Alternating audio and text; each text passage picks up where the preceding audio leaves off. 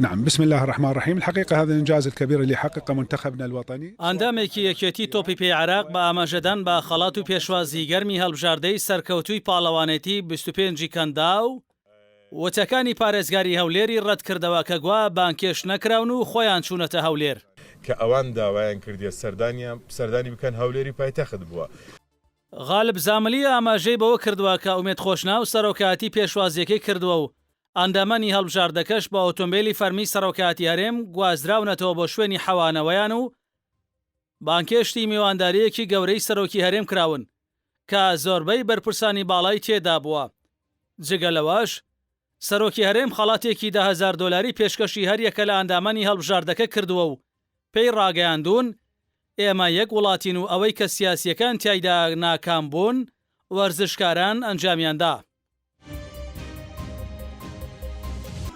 لە دوای ئەوەی تۆڕە کۆمەڵایەتیەکان ڕەخنیان لەو تۆمارە ڤیدیۆیە گرت کە لە کاتی هاندانی هەڵبژاردەی عێراقدا ئاڵای هەرێمی کوردستان لە دەستی هاندەرانی کورد سەنرا و بێڕێزی پێکرا، پارێزگاری هەولێر لە لێدوانێکدا وتبووی ئەوان بانکێشتی ئەو هەڵبژاردەیە نەکردووە بۆ خۆیان هاتوون.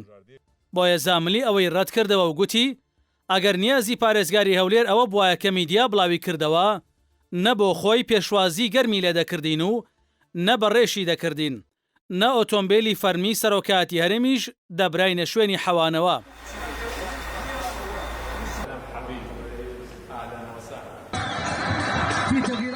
لە ڕاستیدا جەماوەری وەرزشدۆستی کوردستان مافی خۆیانە بپرسن لە کاتێکدا جەماوەری بەسرە سەخاوەتی خۆیان بەرامبەر میوانە بیانیەکانی پاڵەوانێتی کەندا و نیشاندا بۆچی میوانانی کوردستان مافی هەڵگرتنی ئاڵای هەرێمەکەیان نەبوو کە ئەو ئاڵایە دەرهاویشتەی دامەزراوە فیدراڵیەکانی دەستوری هەمیشەی عێراق و لە هەموو جێگەیەکی عێراقدا ئەو مافەیان پێدەدرێت شوناسی خۆیان هەبێت.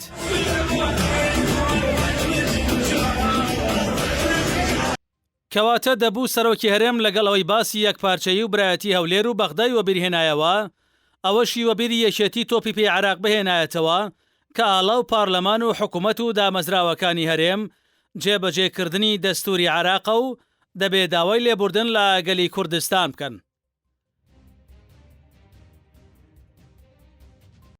ئەوەش جێگەی سەرنجە لە کاتێکدا هەزاران هەژار و نەخۆشی ئەم وڵاتە پێویستیان بە هاوکاری هەیە، بە تایبەتی پێشمەرگە بریندارەکانی شەڕی داعش. ئەم سەخاوەتە بێمانایی بەرپرسانی هەرێم لە پێناوی سەلماندنی عێراقچێتیاندا چمانەیەکی هەیە، کەچی لە کاتی کەمپینی هەڵبژاردنەکاندا با بەرزکردنەوەی دروشمە ناسیۆنالیستیەکان جەماوەری خۆیان دەگەوجێن و چەواشە دەکەن. جەماوەرێکی وەفادارێ وەکو هەوە بیت پارتی چجارە ناشکێت.